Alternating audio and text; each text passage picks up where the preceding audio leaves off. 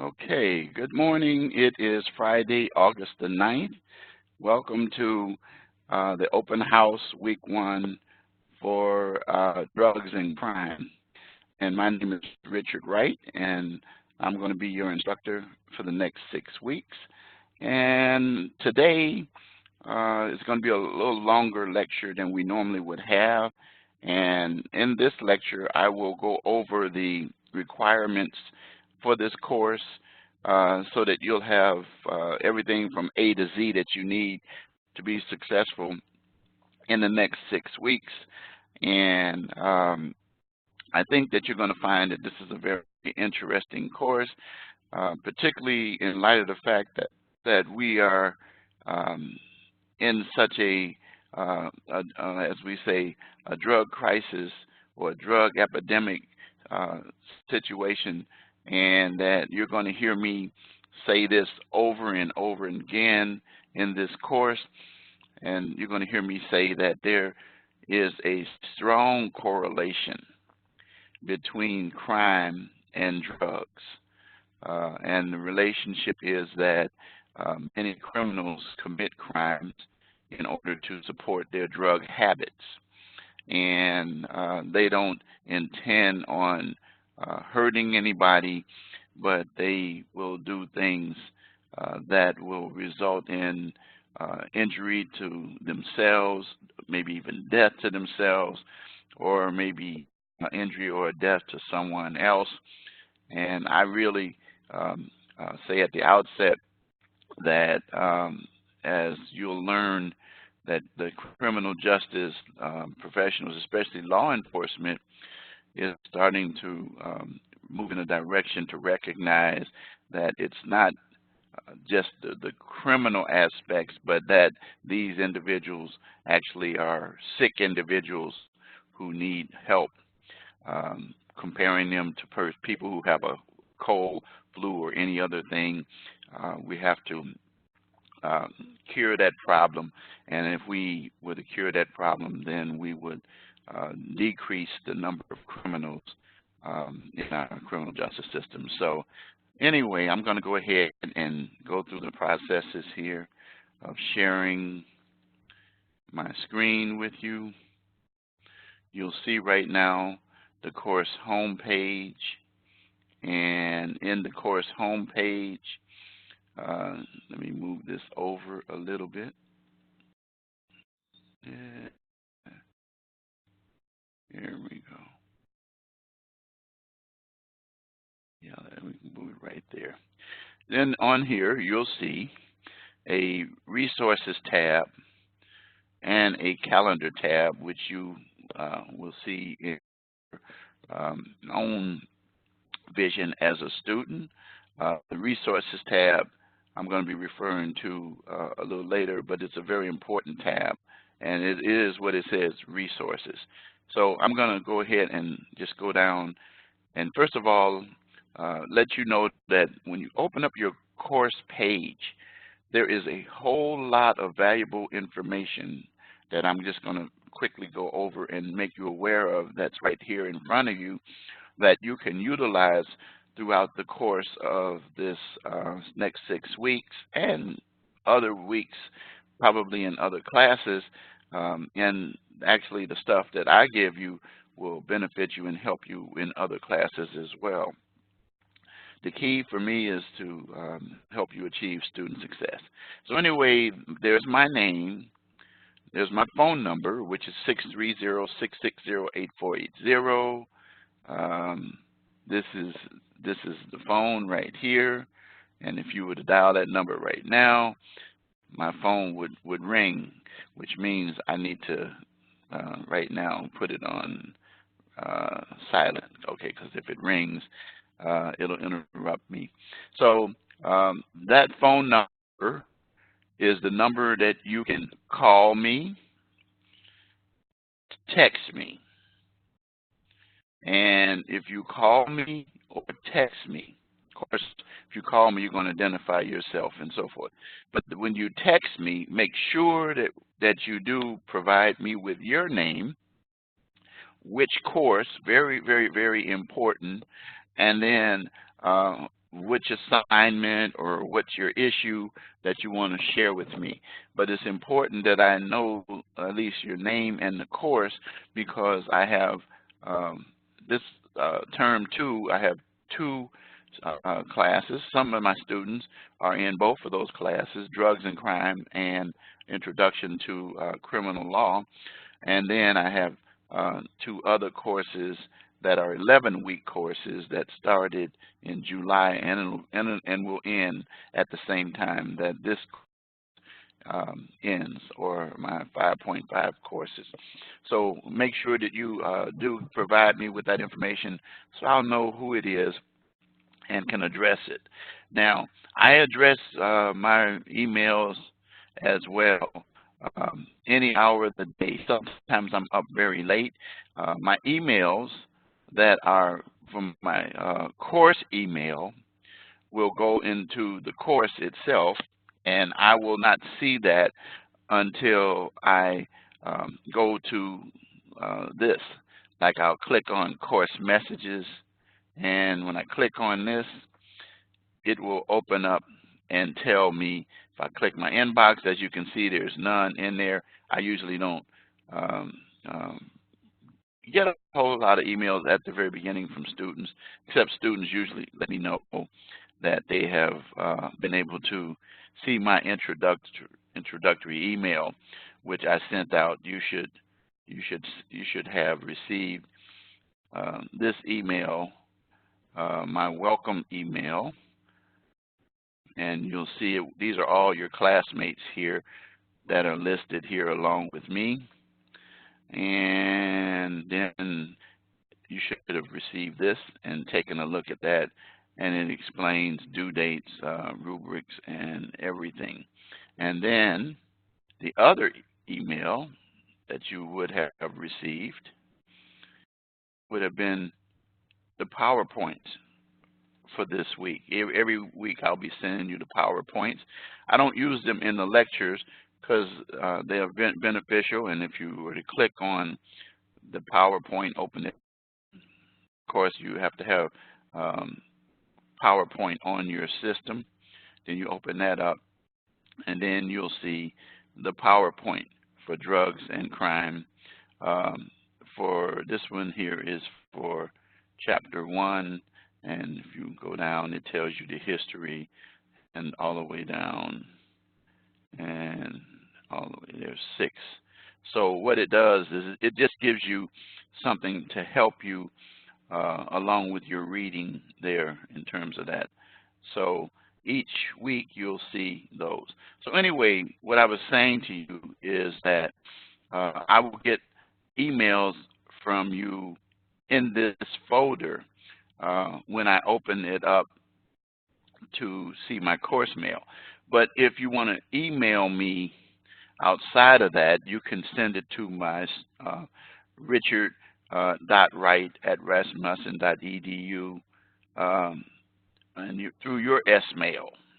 Remember, you got 2 emails. You got an email that's in the class. That's the one I just showed you. And then you have what we call student mail. That's what S-mail stands for, where you've noticed that your email address would be, usually it's your first name, dot, your last name, and then if there's somebody who has the same name, then it'll say 1 or 2, but if not, it'll say then @ and then it goes into the S-mail, and then, you know, the ending for with rasmussen.edu. So anyway, you can email me that way, and I respond to emails very quickly. So continuing on, it says you can do any of those 3 things any hour of the day except the 25th hour of the day. And what that simply means is what it says. If you, as I jokingly say, if you email me, text me, or any of those things the 25th hour of the day, I won't be responding to you at all. I will probably not even get it. Then the one thing if you tell me I sent it the 25th hour, I says there is no 25th hour. What I'm trying to say is I'm 24/7. I just say that at the beginning because I've actually had a few students to try to figure it out. but anyway, it's kind of funny. And then the next thing is this statement up front. Notice that I have highlighted rubrics. Rubrics. And this is what I was having a discussion about a few minutes ago with my dean about rubrics. Rubrics are very important, and they're so important that you will see them attached to every assignment. And I used to put them on the course homepage, but it's been suggested that I put them on the course homepage too as well. But, you know, I'll have to see how that's going to work. But rubrics are how I grade your assignments. And the rubrics tell you before you do the assignment what is required of you to maximize your points for that assignment. And then there's a general discussion rubric that is also posted, but it's posted on the course homepage. But I talk about that as well. And so you'll see that when I grade your discussion posts, how I grade them. So rubrics are very, very, very, very, very, very, very important. In your grade book, you will see under the rubric in your grade book, you will see my comments. You have to scroll down up under the rubric, and then you'll see that I can't show you an example on this on the page here because of the fact that I don't put student grades in these recordings, and I don't have a fictitious one to show you. So the point of the matter is that the rubric itself will let you know what you did right, what you did wrong. I generally will have a statement that I appreciate the time and effort that you put into completing this assignment, and because I do, because it shows that you're interested in what you're taking this class in and that you really want to learn. And then I go on and talk about the content of it. The next thing is APA. You will hear this probably in every class, or should. APA, you probably heard it also in your orientation if you're new here. But if you go back to when you did start here, your orientation, they talked about APA. And we provide a lot of resources, which I'm going to share with you. But all of your written assignments will be APA. Now, I'm not that dogmatic about that with discussion posts. But when I say written assignments, I'm talking about your written assignments, your course projects. And in this course, your written assignments are called course projects. You'll see that as we go down. But anyway, citations in the body, references at the end. You'll see that it should be Roman 12 in terms of the font. And you will also know that you should have a cover page. So the citation page, citations in the paper should be throughout the body of the paper, because citations provide support for the statements that are contained in your papers. And I expect students to give credit for where they got an idea or source. I'm going to show you an academic integrity video in a little bit that will kind of express the school's perspective regarding the reason for APA and how you need to operate it. And then critical thinking. Critical thinking is so important. It's one of our transferable skills, and it involves you're not just submitting a paper with the resources and information that you discovered from your research, but also some analyzing it, some ideas that you have addressed yourself using this good old gray matter that you have in your head to be able to give the opportunity to give your ideas or your spin on the information that's given there. I always tell students you can be as creative as possible because that happens in the real world. And so critical thinking is very, very, very important. I am a natural critical thinker because I went to law school. As you know, if you looked at the student lounge, and also if you read my email, if you saw the welcome announcement, you know that also about me. And so it made me into a natural critical thinker. So I don't just gather data and information, I also analyze that data, apply thoughts to it, and that should be reflected in your written assignments as well. There is a video down here that I'll introduce to you in a minute. I'll give you the link, at least I won't go to it, that you can find out more on critical thinking as well. Plus you can find more about critical thinking under the resources tab as well. So all of this is very, very, very important in the grading of all assignments, rubric, APA, and critical thinking. While I'm on that, I should add Grammarly. And the reason why I say Grammarly is because each of you have a Grammarly account, whether you know it or not, that is paid for by the school, and actually it's included in the cost of you here. And you need to use your student email when you set up that account. And when you need to use that Grammarly account frequently, because of the fact that that Grammarly account will provide details concerning your plagiarism. Now, the plagiarism, when we talk about that, means that most of your paper should not be the copy and pasted. Your paper shouldn't be a copy and paste job because we want to deal with your critical thinking. But you can copy and paste little short things. But I usually tell students don't use large portions of the resources that you discover from your research to fill a page. Like, for example, if the assignment says it's a one-page document, people will take resources and fill up like half the page with that. Well, that's going to mess you up, because then you're going to get a 50% plagiarism hit when you run your papers through Grammarly. And what that means is that even if you put citations and references and quotes and all those things, we still want to see more critical thinking, and it's going to show up as what we call a Grammarly plagiarism.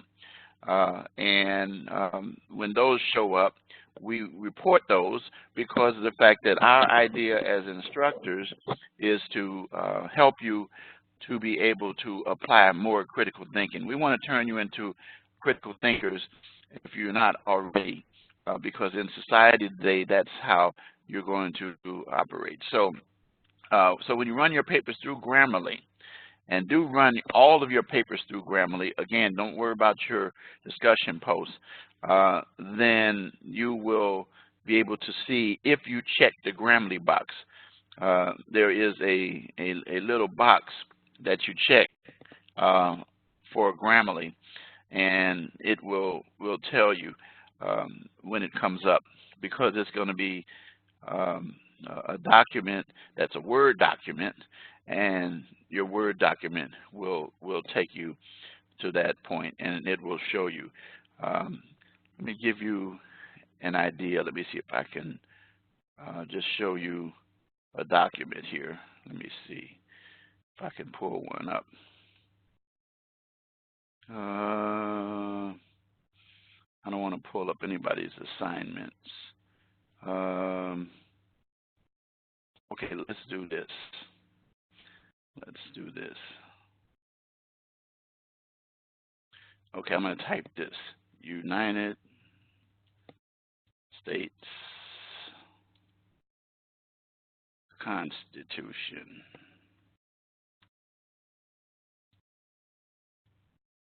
Uh, 14th Amendment. Okay, now, if I take this paper and I go, you see my Grammarly that I'm getting ready to hit. If I hit this, you'll see it'll tell me all the different things about this. It's checked all these things because it's only a short thing. But then, see if plagiarism is off, I have to turn plagiarism on. When I do that, it should, okay, this one, because it's so short, it just checks the plagiarism.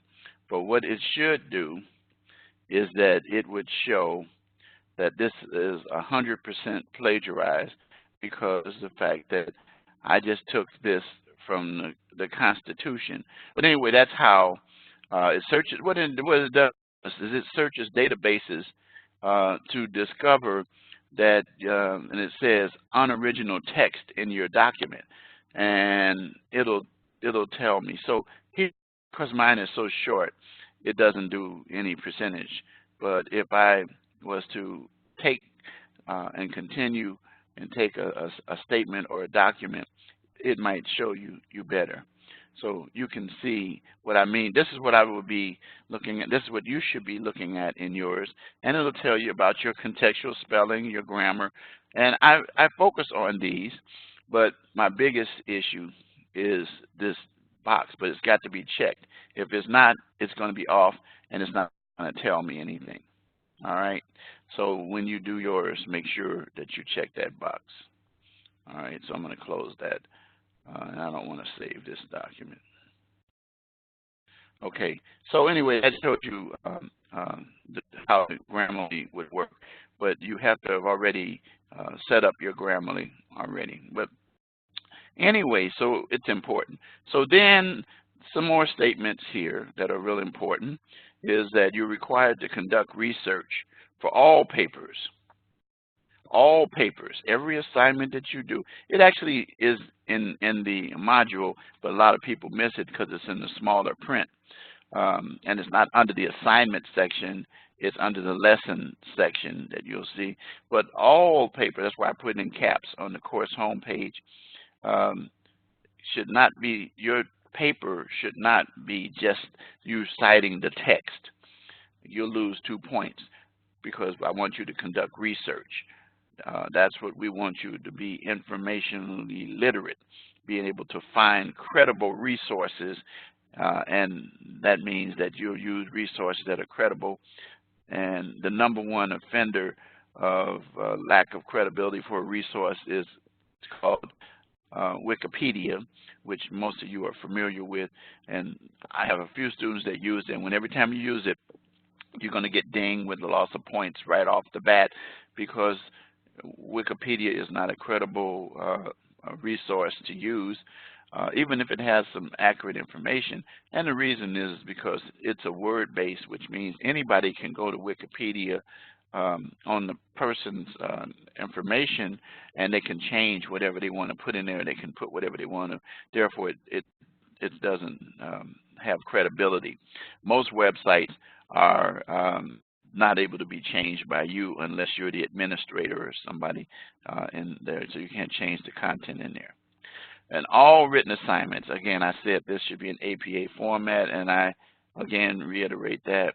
And then I remind you that you will lose a point if you don't provide a cover sheet, but that goes with setting up your proper formatting.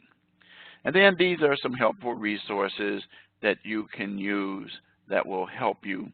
And I highly recommend you taking the time in your own time to click over these and just look at them and become familiar with them.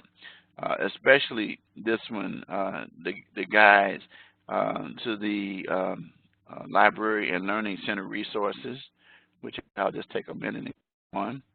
And what it does is it takes you to find a word. So you can find out about Grammarly, you can find out about databases, you can find videos, find out about APA, tutoring, anything that you want to.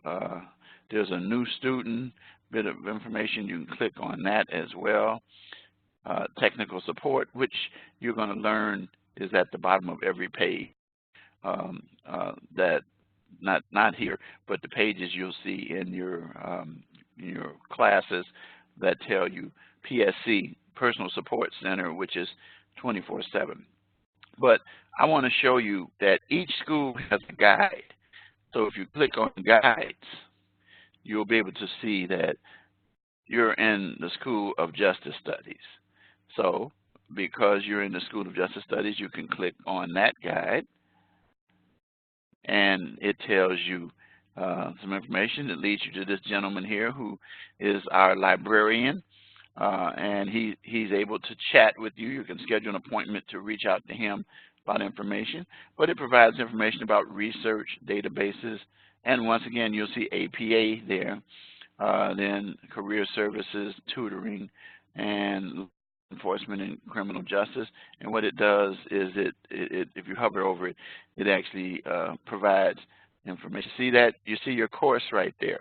It's the third one down there, drugs and crime, so you can find information specifically about that as well. So you can find those things there. So a good place to look. So it's right here, the School of Justice Studies. All right. So let's go back to, I want to go back to where I was. Oops, I went too far. I got to go back now. I didn't mean to go back that far. So now I got to go back to the classroom. There we go. Okay, now I'm logged in. You just saw the whole list of courses that I teach as well. But anyway, so we're back here. So you have your information here. Then about tutoring, I recommend tutoring. If I see that you need tutoring, I will refer you to a tutor by clicking on this tutoring tab. That's for me, not for you. And I will send you to a tutor. The common reason I'll send usually students to tutoring is for APA and Grammarly. Those are the two main reasons. Tutoring assistance is good for students even if you're not in trouble. It helps you. And then there's some links here that explain tutoring, so I'm not going to spend more time.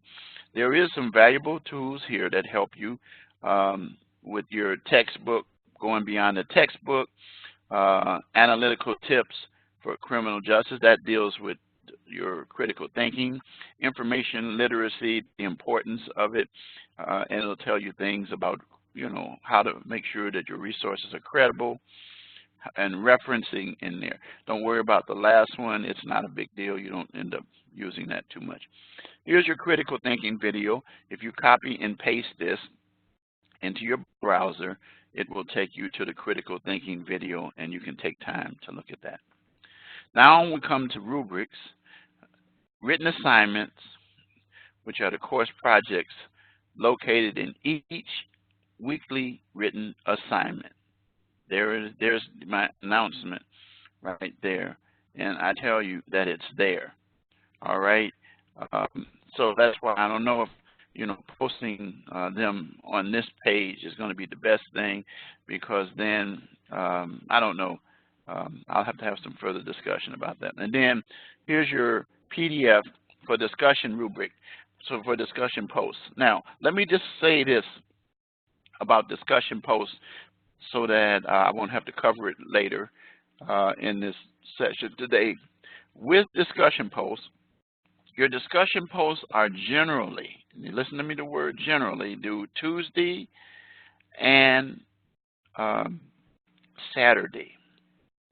I said generally due Tuesday and Saturday. This week, because the course didn't start until Wednesday, obviously you couldn't be held responsible for posting before the class started. Therefore, for the first week and week 1 only, both initial posts and discussion posts are due tomorrow.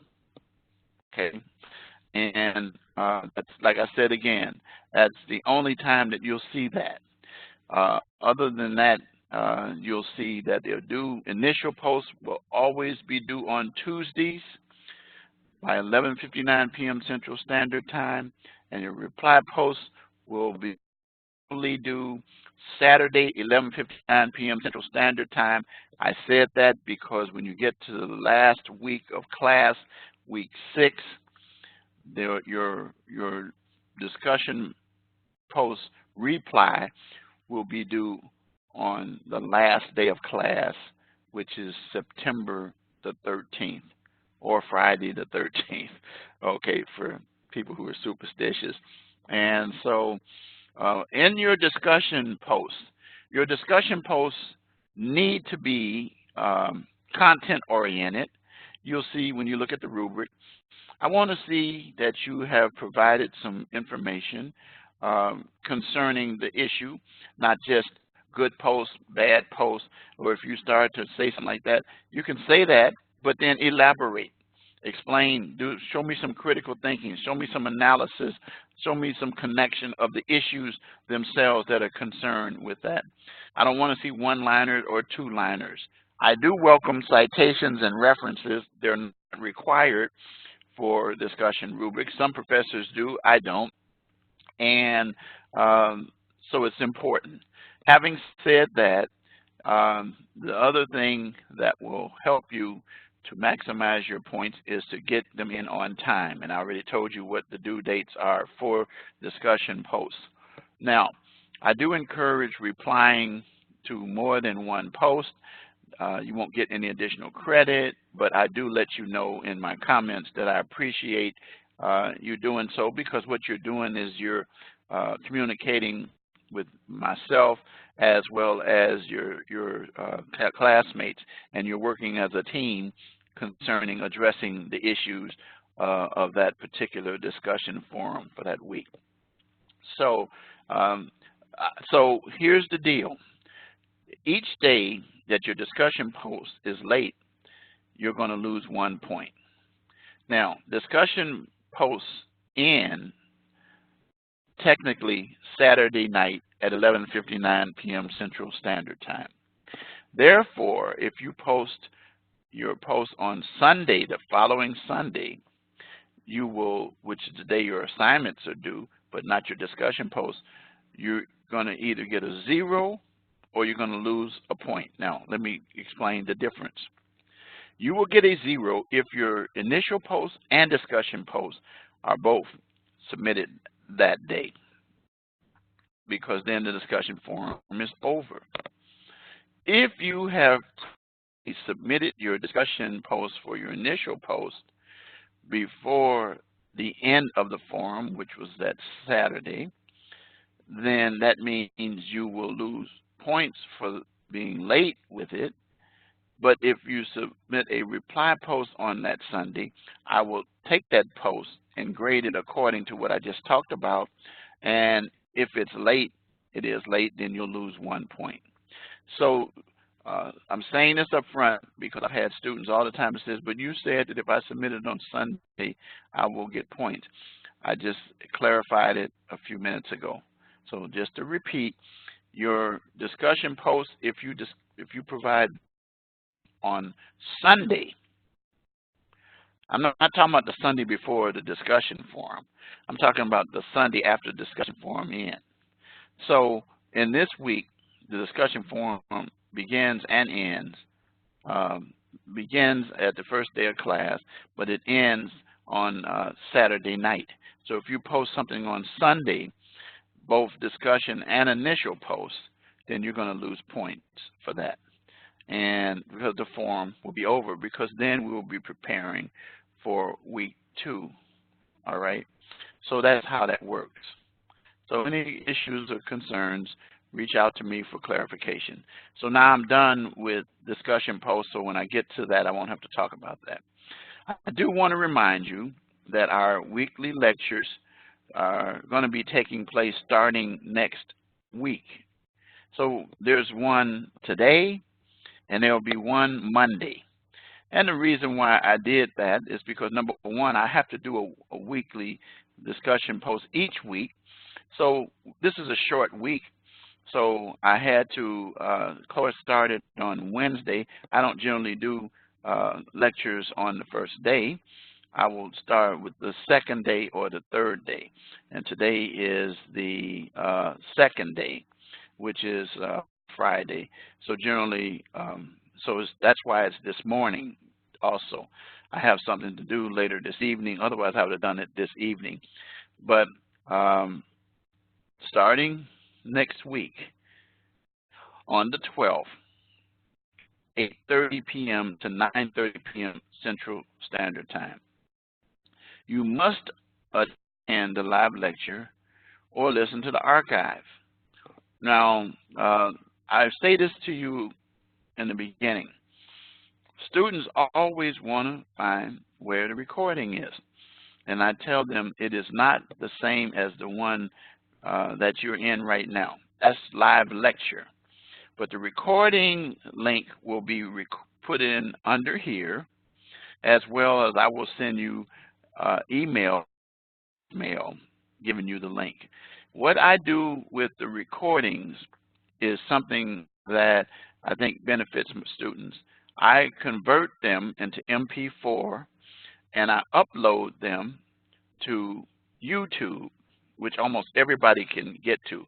Now, have it set up so that everybody can't get to it in the public unless you know the link. But the point of the matter is that I provide each of you as the link, and you click on the link. You can find it down under here. After today, there'll be one today, and then each of the lectures that follow. And you will discover that those links will lead you to YouTube, and then you can see the video. Now, today's is longer because I'm going over details, but on most of them, they will average out to an hour. Sometimes a little longer based on some of the long videos. Particularly, there's one when we get to week 5 that I put on, and I try to make sure that you pay attention to that. And even though it's in the module, I still put it in there because sometimes students don't realize they can kill 2 birds with 1 stone. They can look at the required live lecture recording, and at the same time, or either come to it and they will be able to see the video at the same time as well. But anyway, there will be under here for recordings, and you'll be able to access them anytime you want to, and you can go back to them whenever you want to. All right, so let's move right along. Again, here's some information about APA. I talked about that. And here's another guide over here that I didn't put over here, but you can find that information here. This will tell you specifically about APA if you click on that, and it tells you all the things, APA videos, the perspectives on style, formatting, and so forth. And it gives you everything that you need. This toolkit here is so valuable, and it provides templates and other things, and then there is a little short video as well. So as you can see, I already told you, I said that APA is very important, and so we remind you of it. So we try to keep it in the forefront. And then dealing with the writing process, these are things that you should be aware of that I don't focus on that much, but that's for you, the student. I'm going to go to the welcome announcement before I do the week 1 announcement. This was the announcement that you saw earlier. You should have welcoming you to the course, telling you about me, and it told you some things I was sharing a little earlier, and also some things that you probably learned if you looked at the student lounge. And then what I want to say up front, you see these things that are highlighted, check them. Check the announcements regularly. Post introduction in the student lounge. You'll see mine there. So you can find student lounge. I find it by going to discussion and clicking on student lounge. So somebody has posted something in student lounge. I'll open it up.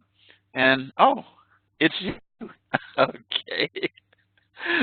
And so anyway, what I am going to do, and it tells you this is a student who had posted yesterday, so a couple of days ago, and then you'll see my welcome post first of all, and it tells you some things about me and shows you a couple of mug shots. My pride is getting my law degree. That young fella, 41 years ago, who is now 69, was 28 at that time. And then this just tells you how you can be successful. It's a mnemonic that I use based on the word lawyers, which leads to success in any area. And then it also provides down here some ways you can reach me. Notice that it gives you my personal email as well. So you can email me either of those. And then that's the email I was telling you about there. Then that's my cell phone number.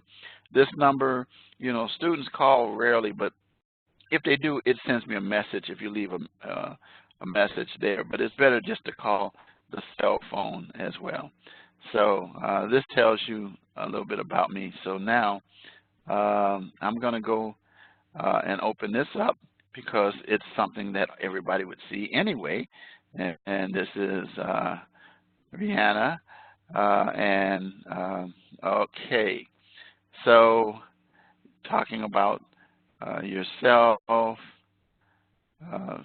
right. So you want to go to the bachelor's program and help people that are in domestic violence relationships. You're going to learn something about me at the end of this that involves domestic violence, and it's a personal testimony, but you'll hear it. You'll hear it. So, and then I'm sure you'll perform well, and I know that you will find yourself being successful. Taking, let's see, let me read this. I just think my uncle and cousin who passed away wanted you to finish school. Okay, great. I always tell people that when family members pass on that you do it in remembrance of them as well. Every time I got my degree, I would do this with my mother and father, and you'll know why in a little bit. I do this, and this one's for you, and so forth. So great.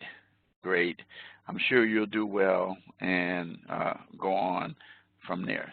So Rihanna, welcome to class.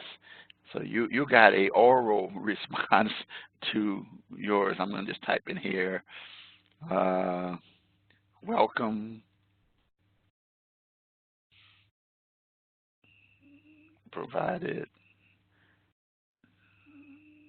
during live lecture. Yay. Okay, and then I put my little happy face in there. There you go. Okay. Okay. So you got the very special one. All right. So anyway, that's the student lounge. All right. So that's where you find that information. So let's go back. Okay. Let's get me back to the course homepage. I'll go back here and do it this way. So here we are with the welcome announcement. So pay attention to each of these tabs. I've already talked about course mail. I'll be talking about the syllabus, the calendar, general course questions. And it tells you here you can post a general course question, and anyone can answer it, including yours truly. And then the resources tab, which I've kind of shared with you. The report tab gives you access to your grade book, and then some other things here. All right, and that's your welcome announcement. So let's close that down. Each week, you will see one or more announcements. This is typically what they look like, and it'll tell you what the module is, the topic, and this is what it's called. You go back to it, and there it is. That's what it's called. So I tell you in the announcement what it is called. And then I tell you to read whatever chapters, and I provide you with the corresponding PowerPoint. And this is our book, Drugs, Crime, and Justice, which you have access to. And then the activities, the Controlled Substance Act. Usually I'll discuss these things. I won't go over them in details today. And take a look at the activities yourself and concerning each of these. And then I point out when the lecture information, which I've already given to you. And then I put you in there again, the link, so that students can also find the link to the live lectures, not the recordings, but the live lectures. And I don't put the recordings in there because they come later, and you will get direct information to that on the course homepage as well as email. And then your discussion assignment. This week is classification of drugs and controlled substances, and I've already told you about the deadlines for this one. You'll see what I said. And then there is a quiz. I recommend that you complete the quiz at the end of the week, or whenever you have a quiz, because you want to make sure you have gone over the materials, read the materials, looked at the PowerPoints, listened to the lectures, and gotten some ideas about it. But reading the material is so important to helping you with the quiz. Looking at the module, I had a student that told me, he says they didn't find the answer to a question that they had on the quiz in the module. I said, did you read the textbook? And they said, oh, I had to read the textbook. I said, yes. In most classes, you read the textbook. And then they came back later and said, oh, there's a lot of stuff in there. I said, of course it is. But anyway, the point of the matter is that what I'm saying is don't try to take the quiz right away. Some students think, oh, it's because it's a quiz. It's actually going to be, it's a test. They should call it the test, but they call it a quiz because it's so short. It is timed, by the way. Some students have problems with time quizzes because they feel pressured, but welcome to the world, because that's what you're going to run into constantly. If you've taken almost any test, it's had time on it, including your professional test that you have to take. And then this talks about the lecture. And then it finishes each week with reminding you, start strong and finish strong. I do everything. I try to keep you energized, guys. You guys are all way younger than me, okay? I said I'm 69 years old. I haven't had a student that was close to my age yet. Closest I had was a student that was 55. And I said, that's not close either. So, but anyway, and then you'll learn about my motto. Adversity is the springboard to success, when you hear at the very end of this. So that's how the announcements work. Quickly, let's go to do the course calendar first. So there is a course calendar, and this is how I access mine. You don't see it this way. You have to go up here to where it says calendar. And it tells me where we are here. And you'll see right here, reading assignment. And people says, oh, it's just a little short thing. Yeah, but if you click on it, it opens up. And it gives you more details. And this is information that I've already given you, but it's there. All right. And then, so we're here today, and it said 9:30. So maybe some students came in later. I started at 9 o'clock today, but that's okay. If a person came in at 9:30, they can still catch up. But no one said it's going on 10 o'clock. So anyway, the live lecture. And then it shows when your posts are due, and then your quiz. And notice what it says when you click on this, which you'll discover in the module anyway, is timed, okay? And I've already given you some ideas about how to do that. And then our live lecture schedule, you see it starts 8:30 p.m. Central Standard Time. Where are you? Where are you, Rihanna? what city or state are you in? You can type in the chat box. I'll see it.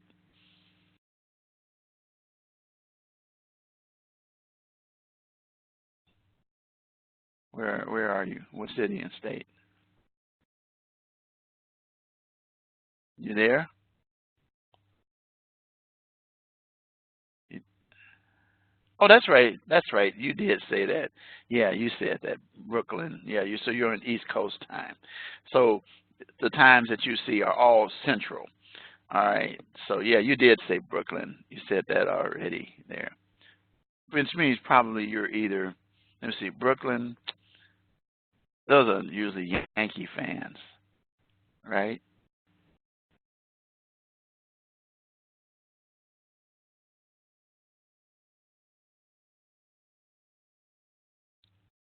Yankee fan or Mets fan?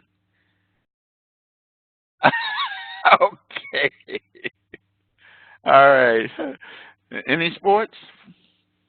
Football?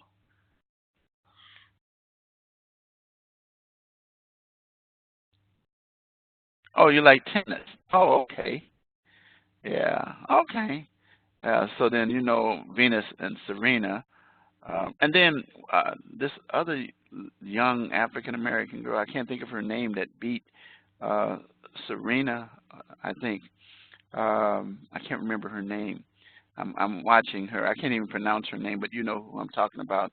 I go back um, to the days way back when Roger Federer was young, when he was real young, and some more tennis players, Arthur Ashe, and some more people that I can't think of their names of. But yeah, tennis. So okay, very good. I think sports is fun to watch, but I'm a football, basketball, baseball fan as well. I don't like hockey. My wife's like hockey. So if you were a hockey fan there, you probably would be a Ranger fan there. But anyway, I digress on that. But the point of the matter is that make sure that you pay attention in terms of these lectures and things like that. So the quizzes are so important, but make sure you take your time and don't rush to get them done. All right. But notice this. Here we go.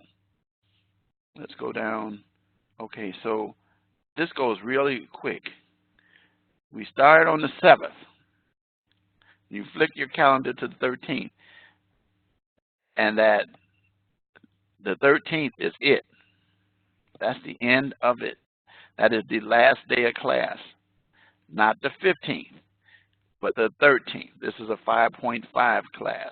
So you start it on a Wednesday and finish it on a Friday. That's how it pretty much works. So, and that's the way, yeah, so you start it on the 7th, and then you finish it on the 13th. All right, and it goes pretty fast. And then each week I'll be discussing those topics. So all the information that you need is right there in terms of the calendar. All right, so now I'm going to go into the actual module. Well, before I do that, no, I'll go into the module first, and then I will come back and I will do the syllabus. So you'll notice that when you get into the module, there's lesson content, there's assignments, and then there's this drug and crime course, which I highly recommend that you use. It helps you with every assignment that you have. So let's just go into the assignments themselves real quick and show you. I've already talked about the discussion assignment requirements, and it tells you what your first post is, what your reply post is. And then there's a quiz. I already told you about that quiz. It's a time quiz. You get 30 minutes, okay? 30-minute quiz, all right? And I won't tell you how many multiple choice questions. Students always ask that. I can't tell you. You have to take a look at that when you see the exam itself. But it will tell you that that it is due Sunday. the 11th by 11:59 p.m. And it tells you that the time limit again is 30 minutes. All right. Again, if you do what I told you earlier, you should be okay. And then your live classroom, which is taking place week 1, again, click on that, and it tells you that that key phrase that I'm going to give you is going to be due at that time. And so that's how we, now I'm not going to, there's no rubric given in the courses for this week, because the discussion is a general rubric I showed you. But next week, I'll wait till next week and we'll go into how the rubrics work on the written assignment. So when I use the term written assignment, there is no written assignment this week. People always say, yeah, but I got to do a discussion post. That's not called a written assignment, even though you're actually doing it. When we say written assignment, we're talking about things that are located in the other modules that you'll see that are actually papers. Let me just put it that way, papers that you have to prepare. And then, of course, like I said, you got your quiz. All right. So now let's go back, and I'll show you. So the Drug and Crime Course Guide, here it is. Each week, it tells you in the module. It tells you also where you can see a video that helps you also. And, you know, it's 2 minutes and 30 seconds, finding newspaper articles and stuff like that.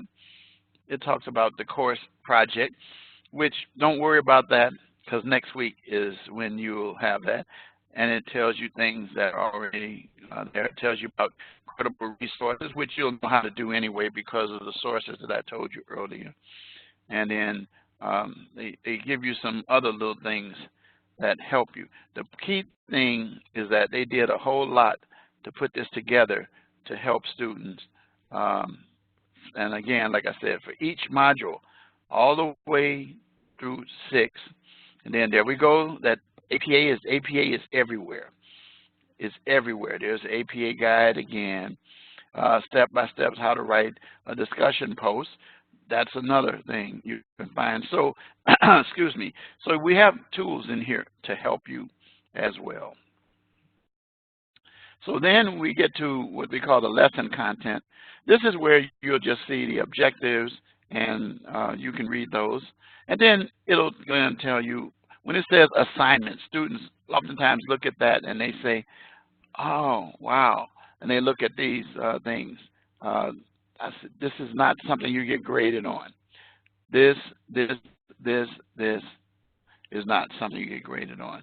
And this either, because this is, I'm going to talk about this in just a few minutes, introduction to the course project, just very briefly. And then your discussion, quiz, and so forth. So the Controlled Substance Act, it just, see right here, what it does, it just gives you information. And usually during the lectures, I'll talk about this, but I'm not going to go over these. This is little things that can help you after you've studied to know which schedule. And so what you do is you go and you determine, like for example, peyote, what schedule is it on? Is it 1? If it is, it's going to stick. There it is. Okay? And then each of these. So then you'll take it over. If it's PCP, is it here? It's not there. So then it's number 2, actually. And then your antibiotic steroids, probably 4 or 3. Okay. And then Valium, of course, 4. So it tells you, you know, so these are things that help you. And then you go and you can do the next exercise as well. And I'm not gonna do that. All right. So let's go back to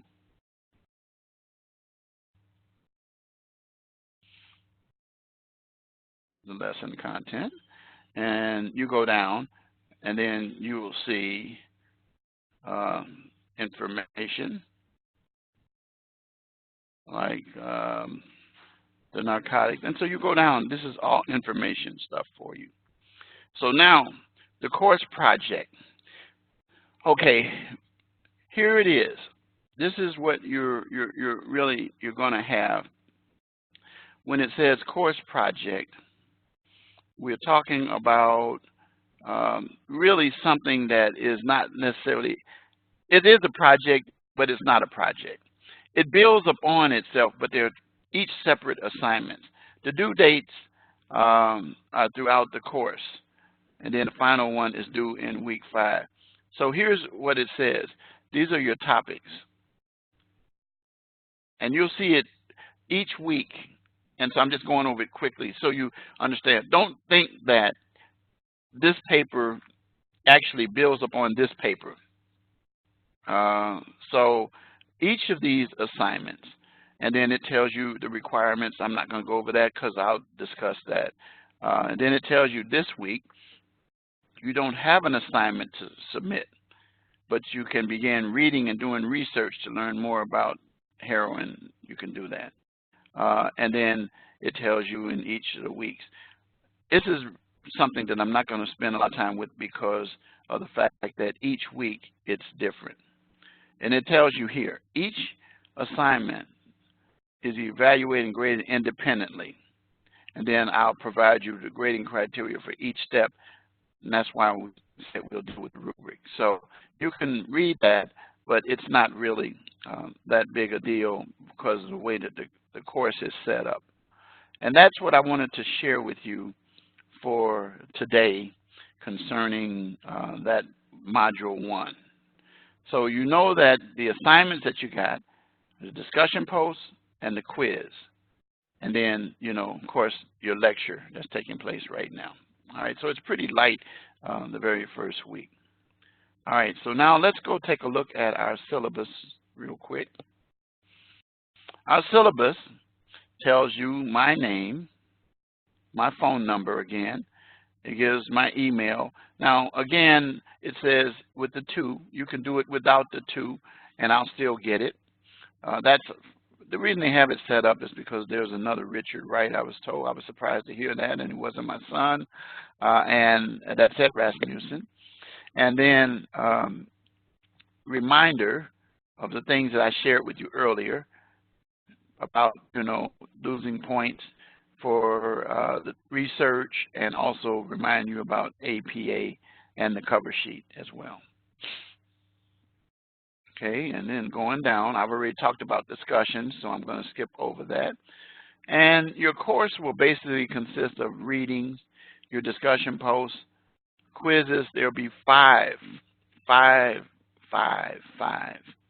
And then the course project, I already talked about modules 2 through 5, and we'll talk about that each week. And then week 6, there'll be the final exam, which will consist of, see, they do tell you here that there will be 20 multiple choice questions. I know how many questions are in each quiz, but I'm not at liberty to tell you on it. But you see at the end, it's 20.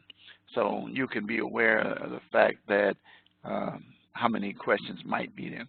And then your live lecture, and I already covered that. So now here's your grading criteria, which breaks down the percentage and points. You get 60 points for doing all your discussion posts, right? 100% on your quizzes, you'll get 75 points. Course project, 160. Final exam, 40, and 30 here. So you want to make sure that you try to get 365 points, or as close to 100 as you possibly can. I want to say this. My goal is to get you from between A and B minus, and no lower.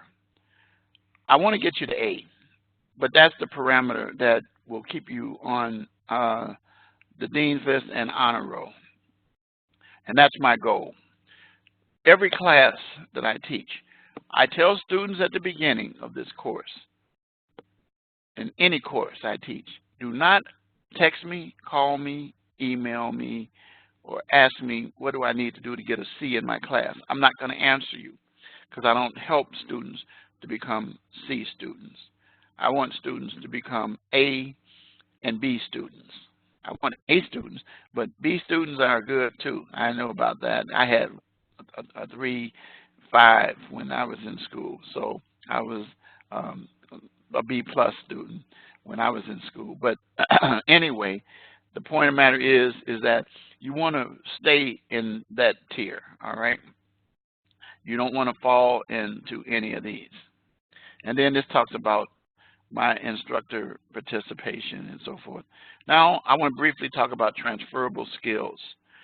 The school has identified certain skills that employers look for with individuals that they are going to hire and working. And each of these skills you should be proficient in. And they're not necessarily in the order of importance, but they're just listed here, right, and the way we put them in here. So anyway, looks like it's probably alphabetical, but communication is very important, written and oral communication.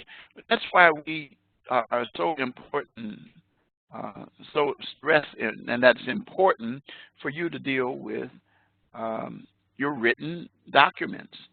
That's why we spend time with APA, Grammarly, and grammar, and spelling.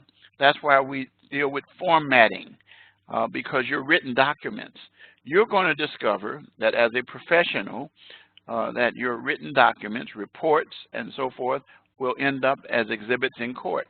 I, as a lawyer, many times have taken documents that were not written correctly, even spelling, or even not written grammatically correct, and read them out in court to the person on the stand, and the person would admit, oh, I made a mistake, I didn't intend that.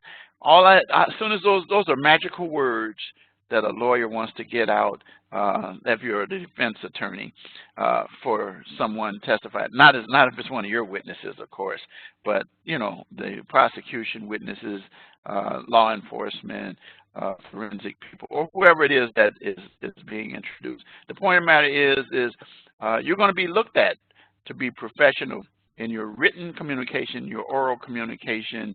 I stress to people, particularly in law enforcement and in corrections, because this is generally where it comes up, don't use cuss words when talking to people. And, you know, there are ways to elevate your voice, but don't use foul language. Be professional in how you communicate. Critical thinking, I've already talked about, so I won't go over that anymore. Digital fluency. Everything is digital. Technology has moved in, and when I came out of law school in 1978, there was no such thing as technology as far as studying. There was no digital, there was no cell phones or any of those kinds of things. And so what's happening is that people found themselves in situations where they would have to reduce the paper, like I did. But now we have cell phones, they've grown little. And, you know, I'm an Android person. There's all my apps. My phone is covered with apps. I have apps that I use everything for. I have an app even to be able to see my live lectures on, as well as since they're on YouTube, but I also can get into my WebEx class there as well. So even my textbooks, as you know, are digital. So we want you to be fluent in that because you're going to transfer that into the real world. Diversity and teamwork, you're going to work as a team, and how you do that here is pretty much with the discussion post. I've talked about that. And teamwork outside of this, as you're going to discover, as you probably, those of you who are employed in any field, know that you work with other individuals, and there's always a team. Most people don't do stuff individually anymore, even the doctors themselves.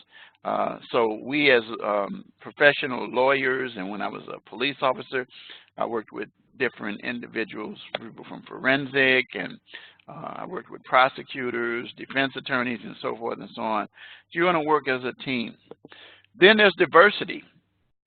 We are a country of immigrants, people from, and out where you are, there's that Statue of Liberty, you know, which represents people coming to this country.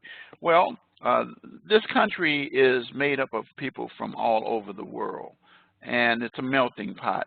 And there are people who have various cultures, backgrounds, races, um, uh, different sexes, of course, different sexual preference. There's LGBT now, and then there are others as well. The point of the matter is that we have to learn to respect the differences that people have, different religious beliefs, how people worship is different, and respect them for that. And so in this course, we remind you to respect each other. Even if you disagree with somebody, you can disagree in a fashion without name calling or shooting people down. I don't like to have people communicate with people in a toxic fashion. It is not necessary. You will never find me doing that. I heard a student one time say, you submit something in caps when you send a message. That's called screaming. I says, maybe that's what you call it, but I call it being able to see it better. And that's what I want people to do, understand. So anyway, diversity, dealing with people from all aspects. This school's contribution is we have what we call a diversity and inclusion committee at the school, that people from various backgrounds, we deal with people on those issues, and moving from diversity to inclusion, to not only respect them, but also people have a seat at the table or be able to be involved in the decision making, and everybody's opinion is respected and appreciated. It doesn't matter whether you agree or disagree. You got people from different political parties, and you got people who are, when we have a discussion, and not in this class, but in criminal law about the Second Amendment, there are people who believe in guns, and there are people who don't believe in guns,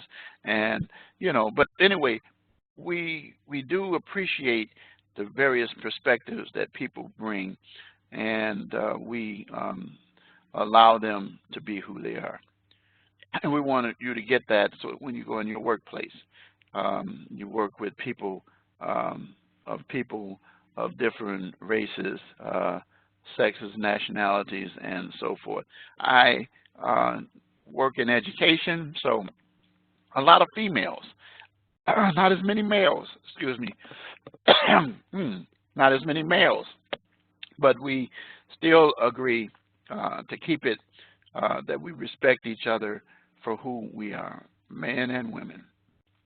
Ethics and professional responsibility are very important in criminal justice.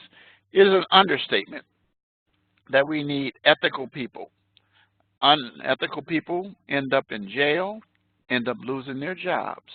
And I've seen it happen in law enforcement. I've seen it happen in as lawyers. I've seen it happen in all professions. But we want to make sure that you understand ethics. That's why when you take your exams, we expect you to abide by the academic integrity policy that we have here, and make sure that you do follow that. And I'm going to go back in a few minutes after this, and I'm going to show you that video that I told you, and then I'm going to wrap up by telling you a little story about myself. And then my goal is to produce educated and ethical individuals, professional, ethical, and educated individuals in criminal justice. So ethics is so important. Professional responsibility, you have to abide by the policies and procedures of the organization or the type of program that you're working in. And then information literacy, we've talked about that already, being able to use credible resources. And so you'll have a chance to apply all of these throughout attending here. The only other thing that I want to talk about, well, you can go down and read your academic integrity policy yourself. But I want to talk about the late assignment policy, because there is one, and it's here in the syllabus.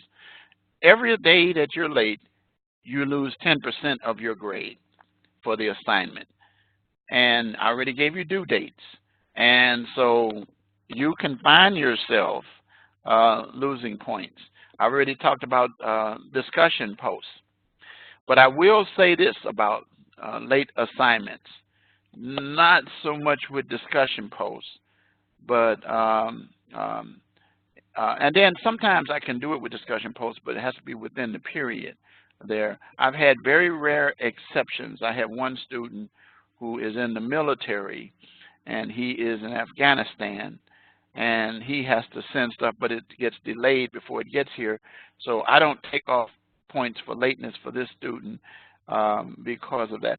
But it says here that instructors may waive the late penalty or time frame in case of extenuating circumstances as decided by me as the faculty member, not your dean or advisor.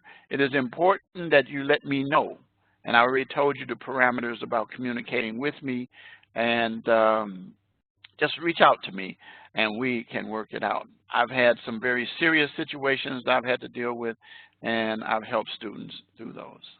All right, and that's all I'm going to say about the syllabus at this point. You can go back and you can take a look at that yourself. All right, so now let's go back to the course home. Back there. I'm a little bit behind, but I want to share this with you. I'm going to take off my headset. I thought that this was closed caption, but I guess it wasn't. You can hear this, and I'm going to let you take a look at this.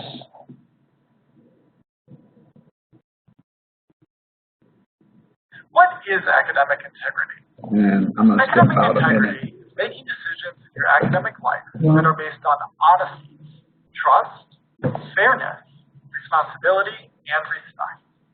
This means being honest in the work you do, while respecting the work that others do. So what is cheating? Cheating means distributing or receiving answers or information by any means other than those expressly permitted by an assignment's requirement or an instructor. Some examples of cheating include asking fellow students for answers or copying answers during a test, using notes, devices, or materials during a test that your instructor has not approved, purchasing papers from websites or other sources, copying your classmates' work, assisting a classmate in misconduct, and other violations as noted in the academic integrity policy that can be found in all course syllabi. Always ask your professor if it's okay to use notes during a test or to work together with classmates on an assignment or quiz. Now let's talk about plagiarism. Plagiarism means using another individual's work without giving them credit or taking another person's work and claiming it as your work. Some examples of plagiarism are turning in an assignment that someone else wrote, copying words or ideas from someone else. This can be a library resource, course textbook, internet resource, or other material without giving the original creator credit, failing to put quoted works in quotation marks, or using someone else's ideas in your essays, but changing a few of the words to make it sound like the words are your own. Plagiarism is not just about written words and ideas. It's possible to plagiarize images, graphs, coding, or video as well. So how can you avoid plagiarism? Cite your sources, both in the body of your paper as in-text citations and on your references page. Whenever you want to use words, images, media, or ideas that were created by another person, you should cite that person appropriately as the source of that information. But how does academic integrity relate to the work world? Is it just a college thing? No. Integrity in the workplace starts with good practices and skills built while you are a student. Would you turn in a project document to your manager as your own when someone else wrote it? Not if you want to keep your job. Individuals can be reprimanded or even fired from their jobs for plagiarism. Following academic integrity guidelines while you are in school builds those skills and ethical practices that carry through to the workforce. Okay, I understand how they're connected, but what do I do if I need more help? If you have questions on the academic integrity policy, consult your course syllabus, talk with your instructor or dean, and if you need assistance with APA citation style or how to avoid plagiarism, contact the Rasmussen Library team through our live chat or schedule a research appointment on our library website or through the resources tab of your course. If you would like APA tutoring, schedule an appointment with one of our peer tutors on the course resources tab. Okay, let me plug this back in. So that's what I wanted to share with you concerning academic integrity, and why I've talked about APA, why we spend so much time talking about that. And that's pretty much it for the requirements of this course. You will have this video, and now I'm going to go back into the classroom, and I want to talk to you a few minutes before I give you something that you'll need to get your points. Well, you saw in the announcement that adversity is a springboard to success. And I personally know about adversity being the springboard to success because of things that happened in my life. It started out when I was 7 years old, going back to 1957.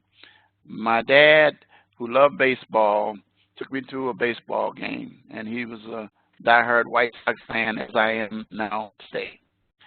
And Memorial Day of 1957, my dad took me to see the Sox play a team, and I was living on the west side of Chicago, which is now a pretty rough area, and it had changed from a Jewish community, and then it got pretty rough. But anyway, in 1957, my dad, Memorial Day, which would have been at that time May 30th, because that's when Memorial Day was then celebrated on a traditional Memorial Day. We came home from the game, and we had people over that day barbecuing, celebrating the holiday. And then that evening, myself, I was 7, and my 5 younger sisters were all put to bed. Sometime that evening, a fight broke out in the house. The fight ended up in the bedroom where all of us kids were sleeping. We had bunk beds, and we all were in one bedroom. And the lights were turned on in that room, and a gentleman, or a man who was living with us by the name of Scott, Webster Scott, was fighting with my dad. And the next thing I know, he took out a knife and stabbed him in the forehead. And I never forget what I saw that day, because I have a photographic memory. And it was really bad. So he ran out of the house. A few minutes later, the police came and took my dad away with the knife in his head. And I'll never forget his face. Last time I looked at his face as they were carrying him out, it was, you know, his eyes were open, but he wasn't alive. I could tell he wasn't conscious, at least. And so anyway, my dad died. I found out years later that the reason for that is because the guy that was living with us and my mom were suspected of having an affair, and he confronted him about it, and that resulted in his death. And so a couple of days later, the guy showed back up in the house. Well, the truth of the matter is that the case was nolli pros, or not prosecuted, because there was not sufficient evidence. It was said by my mother, who turned out was in love with this guy, that my dad was the aggressor, which wasn't the case. But at any rate, the guy began sleeping with her openly in the house. For the next 5 years after that, from 1957 to 1962, I had a chance to witness with my own eyes my mother being brutally beaten at the hands of this live-in boyfriend. And it was so bad, it was like the movie, if you ever saw What's Love Got to Do with It, the way Tina Turner looked, if you saw The Burning Bed, with, I can't remember her name. She used to be on Charlie's Angels, but anyway, you know what I'm talking about. And any of these movies where, you know, Sleeping with the Enemy, any of these movies, anyway, that demonstrate and you saw domestic violence. I lived this in my own home for that number of years, from 57 to 62. Well, by 62, we ended up moving from the area.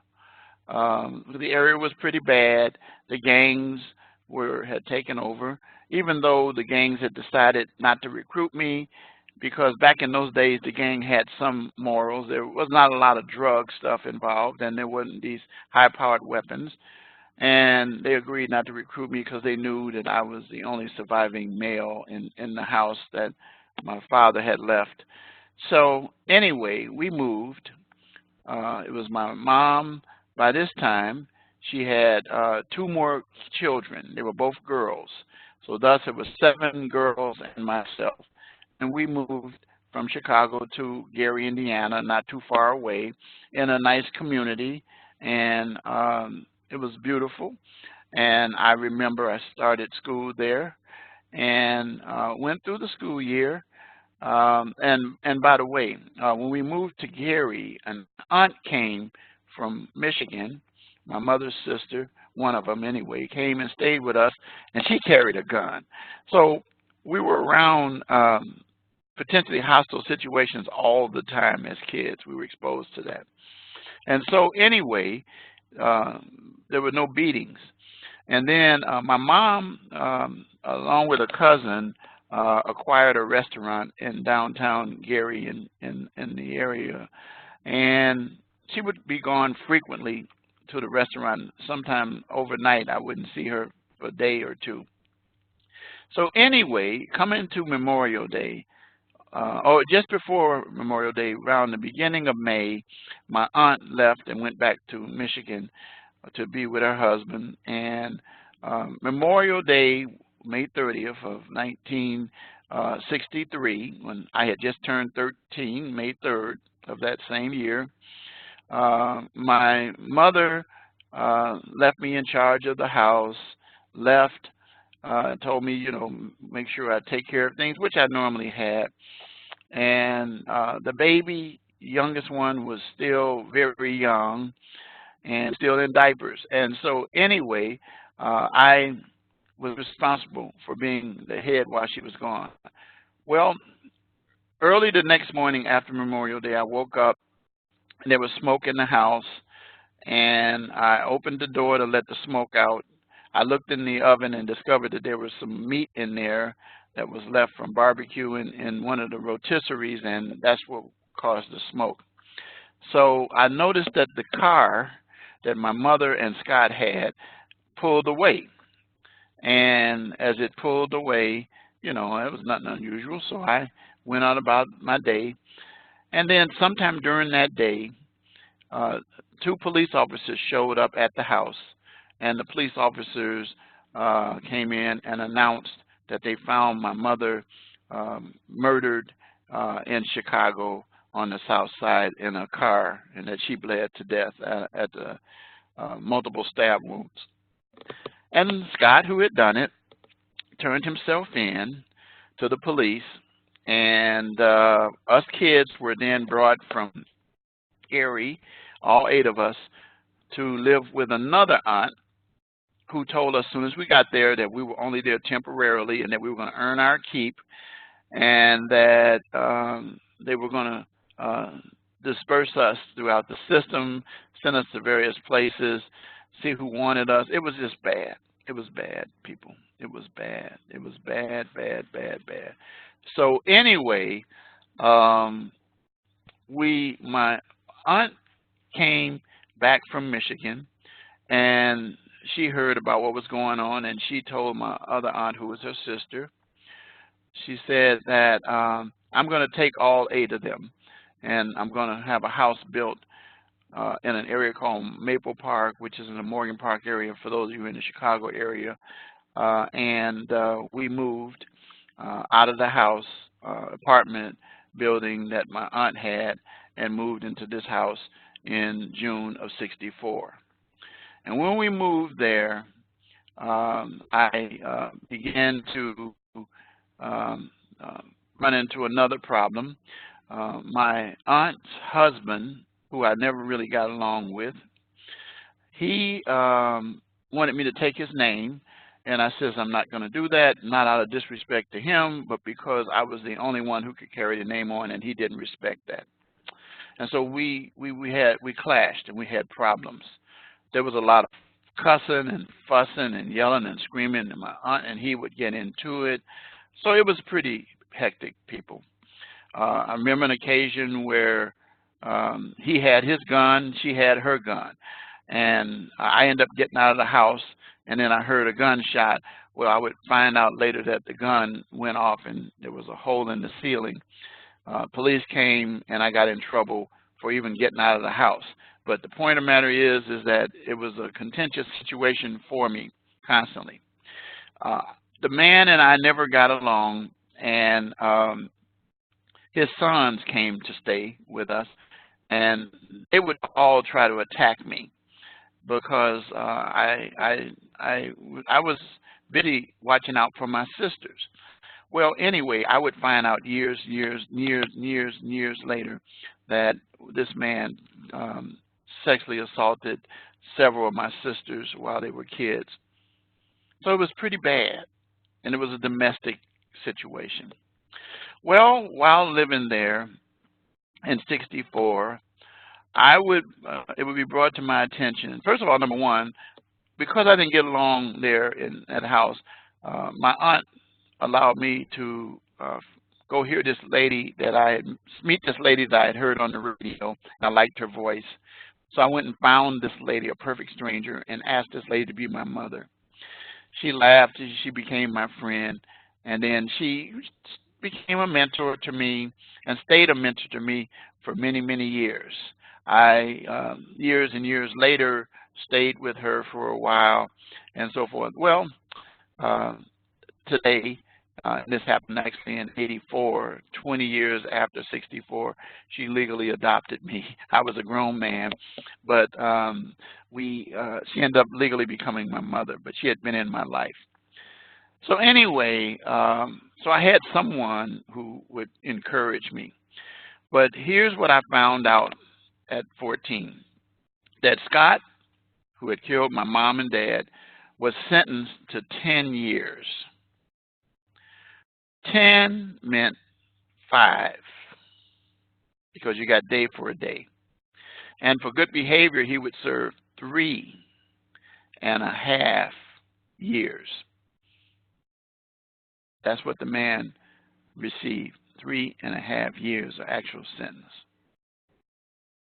Well, I was troubled, of course, and when I get troubled, I started to ask questions, and I asked questions of people, and I finally had someone to say to me, Richard, that's just the way the legal system operates. I didn't know what they were talking about. The only lawyer I knew of was Perry Mason on TV. And so anyway, they explained to me that the legal system determines, how the criminal system works and all of that. So I went to school and asked the librarian, and then they told me about these people called lawyers. So I went and asked for a book about lawyers or attorneys, and the librarian gave me a little small book that I had checked out, and I read that book cover to cover that night.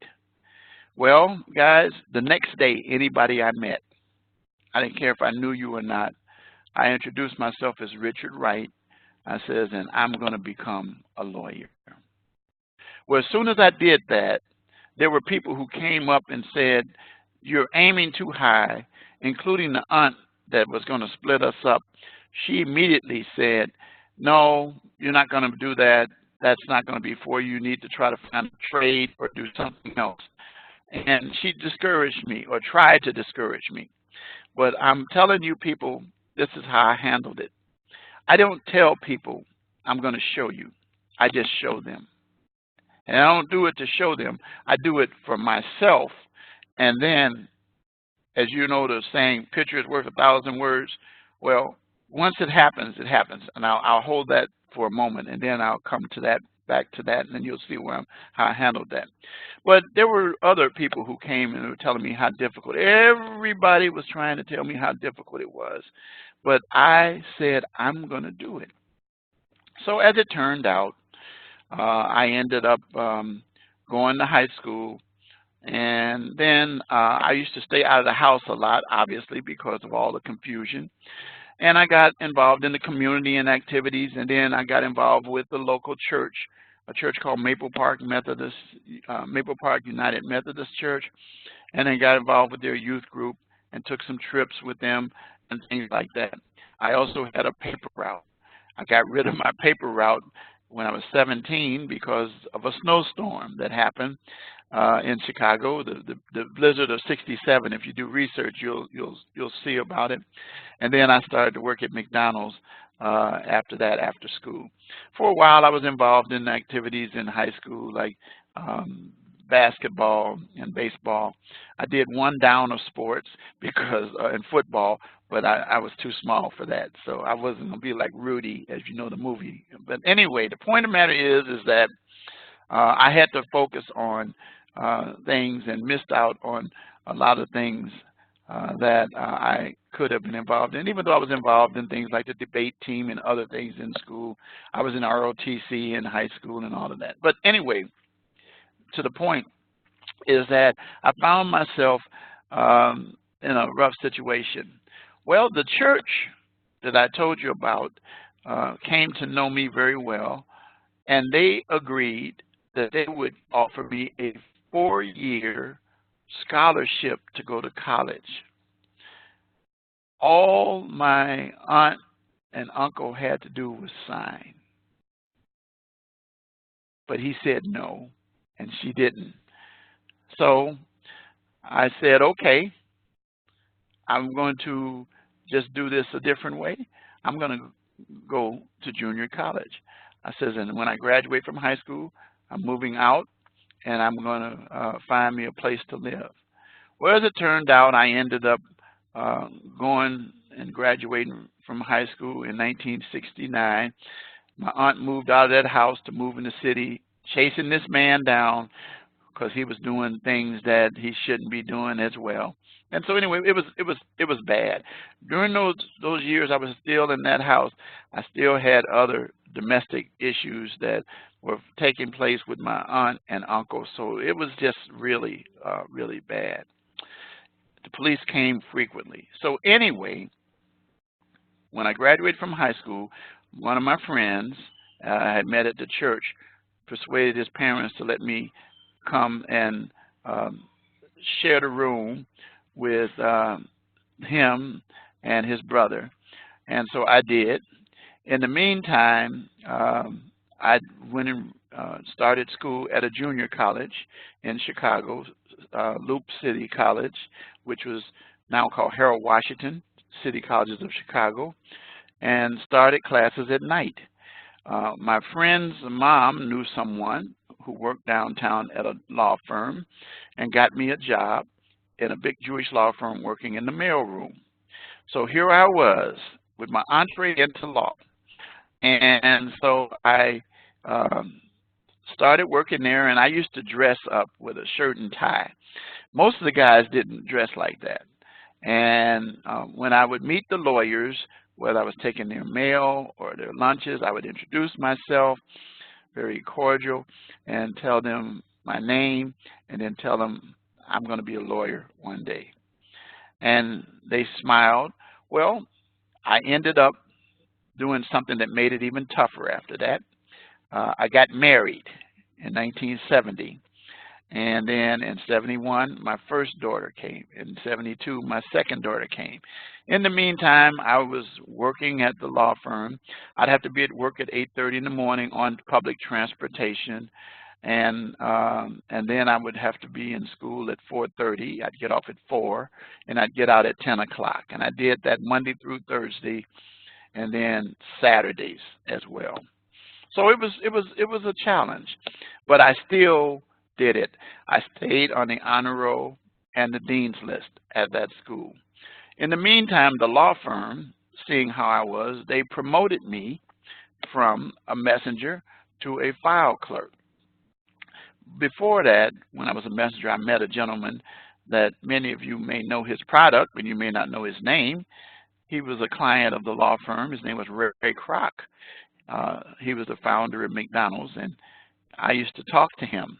And he made me his personal messenger when packages had to be delivered. So I spent time listening to him and learning a whole lot about McDonald's and how it got started and all kinds of stuff. Anyway, so the point of the matter is that I was moving forward even in these tough situations.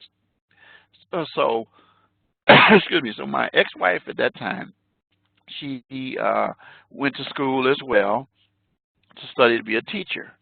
So I went on through, and then finally it came time for me to transfer to a 4-year institution, and I ended up going to Roosevelt University, as you could see in my profile, studying political science.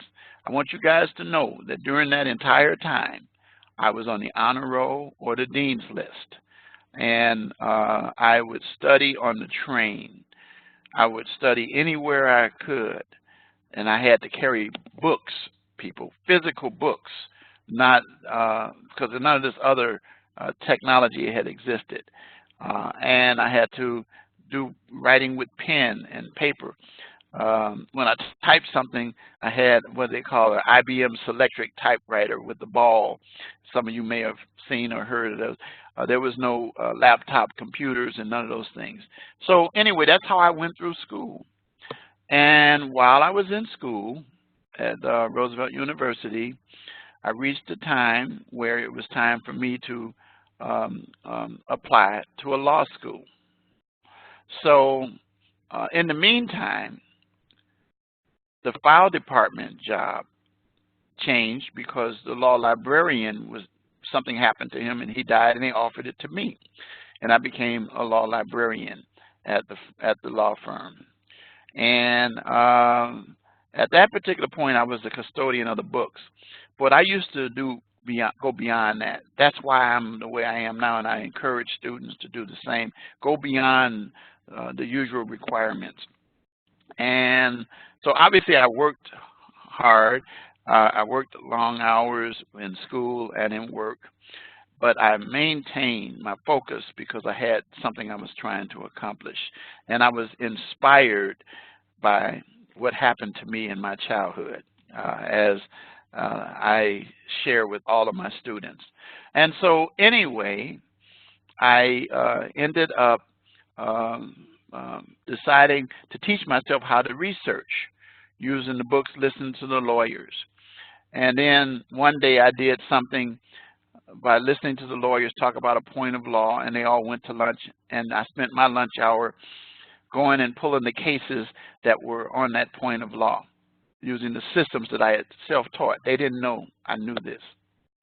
And so they came back looking for the books, and they said they couldn't find any of them, and I showed them they were in a corner stacked up. And they were bookmarks in there where I took legal pads and tore the pages. And they said, "Who did this?" I said, "I did this." They said, "You know how to do this?" I said, "Yes, and I know how to write briefs and memos too." He says, "Come with me," and took me to the big boss, and a guy named Harold Shapiro, who said to me, "We're wasting our money. This kid knows how to do research and write stuff. I've seen," he showed me some of the things that he did. Well, they said, "Okay, we're going to make you into, well, let's just call you a law clerk." You know what that's called today, people? Yeah, it's paralegal. And so I started doing that. They hired someone to work with me as my assistant to take care of the books. And I was going to court with the lawyers. Now, mostly it was corporate law, but they had some pro bono or free cases they were doing that were criminal cases. I went through closings, corporate closings, McDonald deals, and other big clients they had. So I was involved with the lawyers. So anyway, as it turned out, I found myself in the situation where so it was time for me to decide which law school. Well, I already knew where I wanted to go. I had made no secret that I wanted to go to Northwestern University School of Law, and that's what I had my focus on. Well, I had been advised that I should apply to at least 3 schools. I said, nope, I'm not applying to 3 schools. I'm applying to the one I'm going to go to. So I took the LSAT, and I didn't do very well with it, and never retook it. But I still decided I'm still going to submit my application. So I got the application, which was about 6 pages long, but I put addendums, and I wrote some stuff about myself, including in detail the story of what I went through in my life in more detail than I gave it to you. The package was about this thick, and I had it hand delivered to the law school. So anyway, I had become familiar with the law school material, and the material said that they didn't have time for personal visits because of the fact that they had so many students that were applying for positions as students in each one of the classes that they were going to be starting out. In this case, it would be the class of 78, which would graduate in 78, start in 75.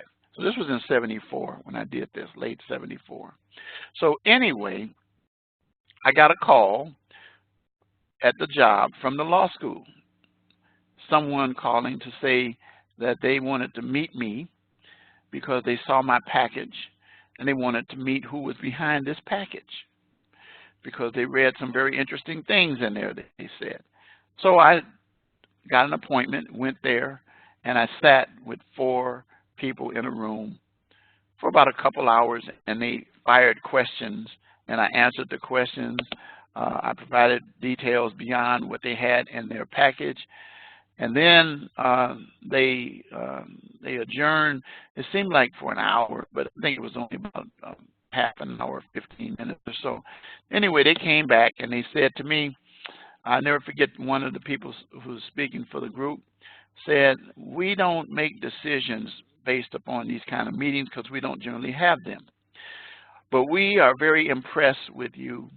We are impressed with the obstacles that you've had in your life, the tenacity that you have, that the drive and the focus, and that it seems like you're driven by challenges. Well, that was the beginning. That was later on my statement, adversity is the springboard to success, captured the whole thing. So anyway, I found myself being told by them that they were going to send me a letter that I would probably like. Well, that was their informal way of saying that I was being accepted. And I got a letter a couple weeks later welcoming me to the law school. And I was in law school at the school I wanted to go to. Forgive me, my voice cracks because, I get kind of emotional about this. But anyway, I ended up in the situation where I got accepted into the law school. I graduated from Roosevelt University with honors. I was chosen as what they call the Lincoln Academy Award winner from Roosevelt University. My name is in Springfield, Illinois, which is the state capital, in a Hall of Fame from 1975. And I was interviewed by newspaper people, TV people, radio people about my life. And so I ended up starting school. Well, the law firm congratulated me, and I was given the opportunity to start, but I was told that I could not work even part-time. They didn't have night classes. So I had to leave the job, and I started my classes. In the meantime, what had happened is that when I graduated from Roosevelt, my ex-wife graduated from school Chicago State University with a degree in education and started working for Chicago Public Schools as a teacher. And so I started my classes, went through orientation, and was into classes. We started in August. Here we come to September, right after Labor Day. Well, it turned out that that was the first time that the Chicago Public Schools went on strike. Well, all of a sudden our income just completely disappeared. And I had challenges, couldn't pay the light bill. I had to study, so I got candles and studied by candlelight. I had to eat out of canned goods. We sent the children at that time, the two girls, to live with their aunt, their grandmother, which was not far from where we lived. But anyway, they stayed there, and we both stuck it out. And so anyway, it got just overwhelming for me at school. My grades started to plummet. I couldn't concentrate. So I told one of my professors that I was going to leave and come back at a better time. She said before I did that, meet her in her office, and I did.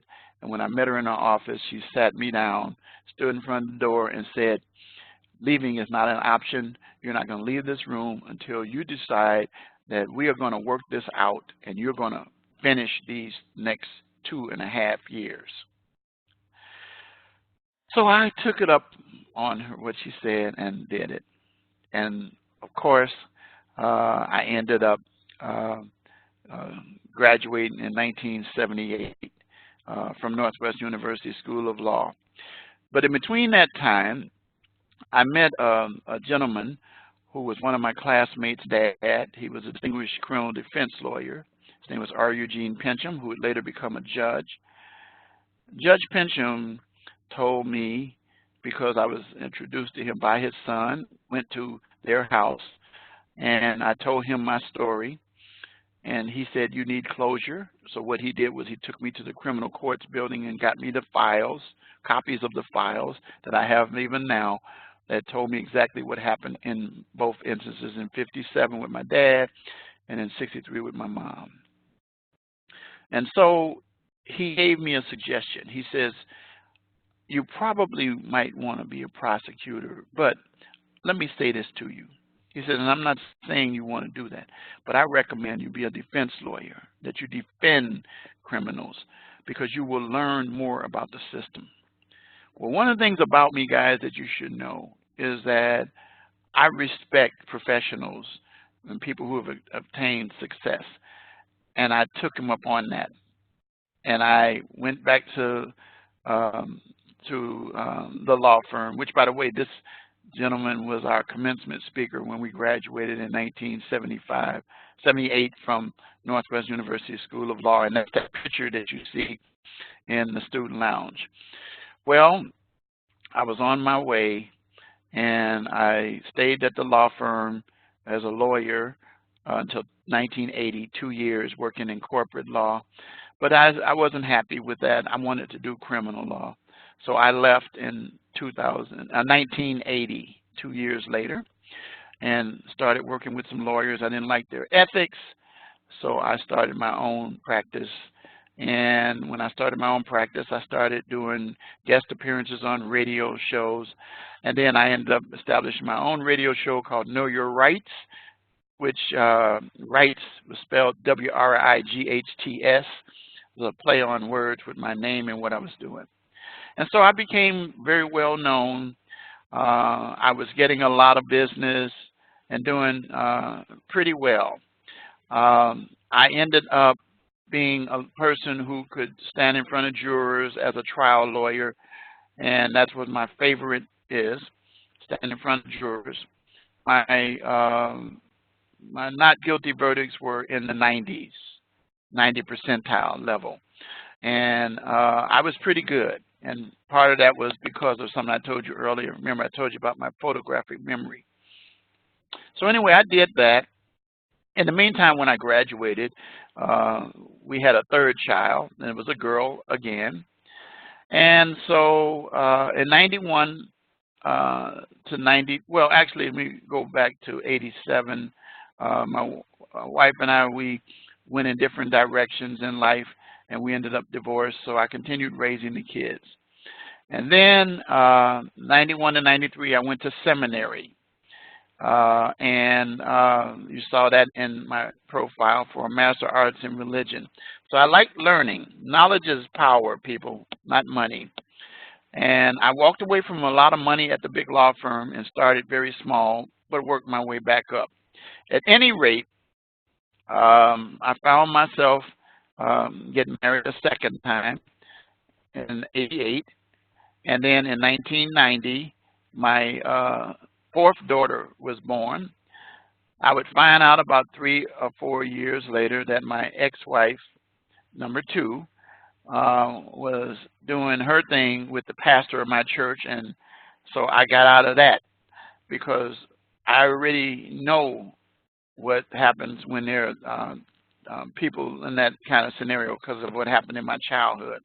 So having gone through all of that, still moving forward with my life, I found a young lady that I met, and we dated, and then we got married in 94, later in 94, July 28th to be exact, and we just celebrated 25 years of marriage in Orlando, Florida this past year, where we went there, and then I also surprised one of my former students that I had, and surprised him by showing up at his graduation at Newport Richey, where he's at the Tampa Braden campus. He's there now in the bachelor program, and I became his mentor. But that was the first time he met me just a few days ago. But anyway, those are the kind of things I do. I work hard with students. So let me go back. So my wife and I now have 4 kids. Now I finally got my first boy. You see the 4 of them in the profile, so I'm not going to go over the details there. But I will say this, is that I decided in 1980 that I was done with practicing and I wanted to focus on ministry. So I began teaching special education and dealing with at-risk kids, and then which I could have been one of those. And then I ran a janitorial company for a company called Service Merchandise until they went under in 2001. And then I did closings for a title company where I would go to people's houses and do the closings, and I was paid pretty well to do that. Well, we come to 2011. In 2011, it was brought to my attention that there was a school that I'd never heard of called Rasmussen College that was looking for an adjunct professor to teach business law residentially. So I applied for the job, and of course I got the job. And when I was hired there, I told the dean in 2011, I said, October 2011, I said, I am not a business law person. I'll teach it, I can do it, but I prefer criminal justice. So the following quarter, they moved me. And at that time, they just had nothing but 11-week classes, and they were residentially. So I began teaching it, and then they came about in 2013 and said, okay, the whole program for criminal justice is going online. So I had to learn those systems, and I did. And I learned, and like I said again, I don't let anything stop me from achieving success that I go after.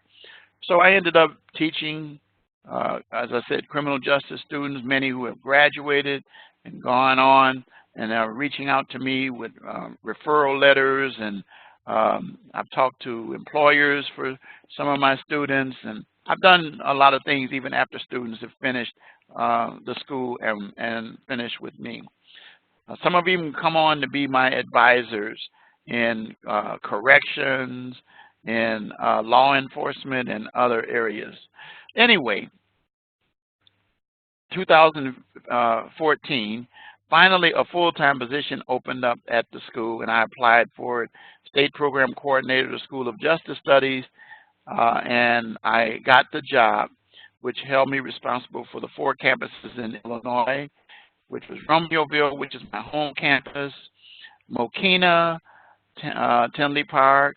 Mokina, Tinley Park is one place, and then Aurora, and then the 4th one in Rockford. And so I dealt with the students from those programs.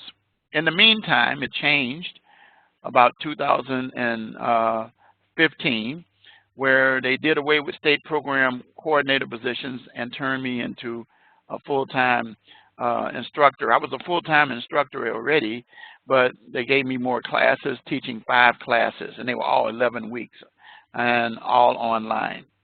And so I've been teaching that, and then I climbed up the ladder from associate professor to assistant professor, now to professor, Dr. Richard Wright. That's what I am today. And so I bring all of that to you guys as students. Let me backtrack a little bit so I can tell you something that happened when I was married in my second marriage. When I was in my second marriage, my second wife's mom became the village president in a tough town in Chicago. And while she took the job, she invited me to be the village attorney. I took the job while I was still practicing, but I told her it's a tough area and I need to carry a gun. She said only police officers can carry guns. So I says, I wouldn't mind being a part-time police officer. She said, we don't have the money to pay you. I said, don't worry about that. I'll be a volunteer. So I did. I went to the academy, took the training, and then I became a police officer as well. I did that 89 to 93. And then during that period, it was discovered that the chief of police was involved in some unscrupulous activities. So the new chief came on and made me his internal affairs investigator, and I investigated police corruption and citizen complaints and all of those things. I was pretty busy, guys. And then I would participate in drug raids and traffic stops and all that. I never wore a uniform. I always wore a shoulder holster, or either when I was doing the raids, I had my regular gun on. So I had a Glock and a .38. So anyway, I did that. So you discover now, coming back to me being at the college, that I have worn the hats of paralegal. I have worn the hat as a police officer, investigator. I have worn the hat as a criminal defense lawyer. I was also the village prosecutor for that town. And so I've been in all aspects. I've worked with probation officers, parole officers, correction officers, jail officers, all aspects. I've worked with forensic people. I've worked with almost any area you can name in criminal justice. And so I bring this experience to you guys. But I also bring empathy to you guys based on what I have been through in my life. And so I just wanted to let you know that I'm here for you. And I understand adversity is a springboard to success, because I just shared with you what that was about. And so I appreciate you taking the time. And therefore, I want to conclude this session with this phrase that you can use to get your points. Adversity. Don't forget it. Adversity. It's what drives me. It's what keeps me. So I thank you guys. I wish you guys the best. Looking forward to the next 5 weeks with you. I hope that I have provided some information that will help you, and that I look forward to seeing each of you every week in this class. And again, I've given you the parameters of how to reach out to me. I'll see you again Monday, 8:30, and we will end at around 9:30. That's the point from there, unless we have a long video, but pretty much we'll be right in that area. So with that, I'm going to say, I usually say good night, but good afternoon. And you guys have a good weekend and get those assignments done. So I'm going to say good afternoon.